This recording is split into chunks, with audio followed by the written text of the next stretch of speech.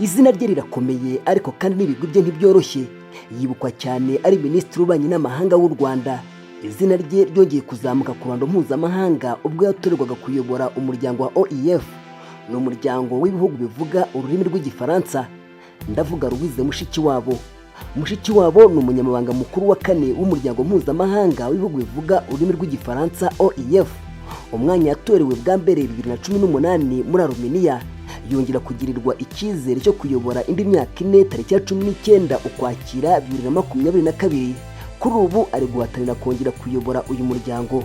Ariko se ni muntu ki? Ibigo bye ni ibihe? Wahaye ikaze.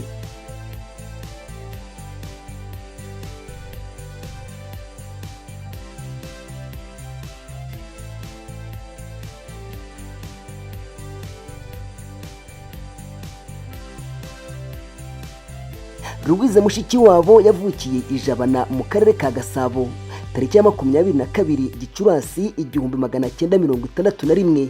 Ni umuhererezi mu muryango w'abana 9 avukamo. Uyu munyapolitike yize muri kaminuza y'uRwanda i Butare, aho yakuye impamyabumenyi mu bijyanye n'indimi. Muri Nyakanga 1985 yigishije icyongereza mu ishuri ryisumbuye rya Lycée de Kigali. Mu 1946 Mushikiwabo yahawe buruse yo kujya kwiga muri Amerika muri kaminuza ya Delaware, aho yakomeje ibijyanye n'indimi n'ubusemuzi kuva 1986 kugera 1988. Agisoza yahawe akazi i Washington DC. Jenoside yakorewe Abatutsi mu 1994 yabaye ari habarizwa. Benshi mu muryango we barishwe barimo na musaza we Ndasingwa Rando. Mushikiwabo ari mu bashinze umuryango Rwanda Children Funds wafashaga imfubyi za Jenoside. Yamaze imyaka 22 muri Amerika, aza kugaruka mu Rwanda muri 2008. Akihagera yagiriwe icyizere na Perezida Kagame, ahabwa kuyobora Minisiteri y'Itangazamakuru. Kuva tariki ya 7 Werurwe 2008 mu Kuboza 2009 yagizwe Minisitiri w'Ububanyi n'Amahanga n'umuvugizi wa Guverinoma y'u Rwanda. Ubwo yari Minisitiri w'Ububanyi n'Amahanga akaba n'umuvugizi w'u Rwanda, ntabwo yaripfanaga igihe amahanga yabaga yibasiye u Rwanda muri diplomasi. Ni umwe mu banyarwanda bakoresha cyane Twitter kugeza ubu. Ibikorwa bye by'indashyikirwa byatumye mu mwaka wa 2004 ahabwa igihembo kizwi nka Outstanding Humanitarian Award yahawe na kaminuza yo muri Amerika, American University School of International Studies. 2014 radiyo mpuzamahanga y'Abafaransa RFI yamushyize ku mwanya wa 3 mu bagore bakomeye muri Afurika. Uretse imirimo ya politike, Mushikiwabo ni umwanditsi w'ibitabo.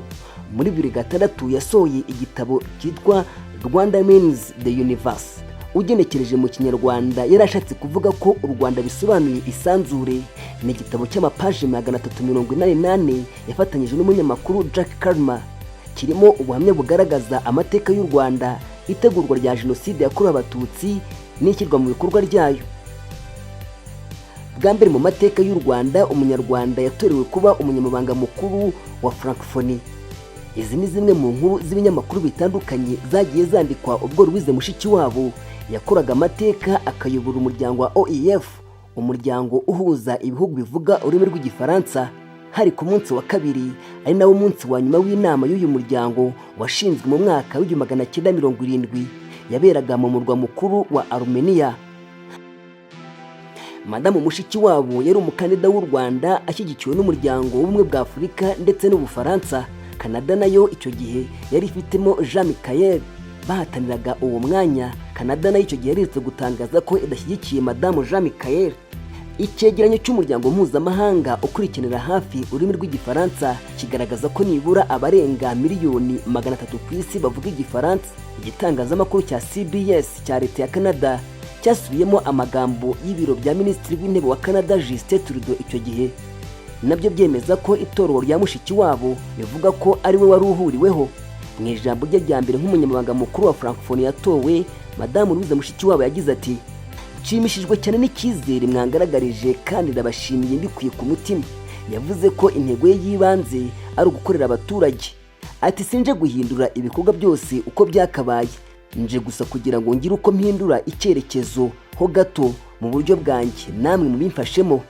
Madamu Louise Mushikiwabo yakuriye i Kigali mu bwana bwe, ari naho yigiye amashuri abanza n'ayisumbuye, nyuma za kwerekeza muri kaminuza y'u Rwanda. nk'uko bigaragara ku rubuga rwa interineti ruvuga ku buzima bwe nyuma yaje gukomeza amasomo ye muri Leta Zunze Ubumwe za Amerika. Mushikiwabo kandi avugwa adategwa ururimi rw'Igifaransa n'Icyongereza, indimi ziyongera kuri rurimi kavukire rw'Ikinyarwanda avuga. Ni umwe mu baminisitiri bayoboye Minisiteri y'Ububanyi n'Amahanga ndetse anaba umuvugizi wa Guverinoma y'u Rwanda. Kuri ubu Madamu Louise Mushikiwabo ari kongera guhatanira kuyobora umuryango wa OIF, umuryango w'ibihugu bivuga ururimi rw'Igifaransa. Tuzakomeza kubagezaho n'ubundi buzima bw'abanyapolitike ndetse n'ibyamamare muba mukeneye kumenya hano kuri Rwanda Info. Ndabashimiye.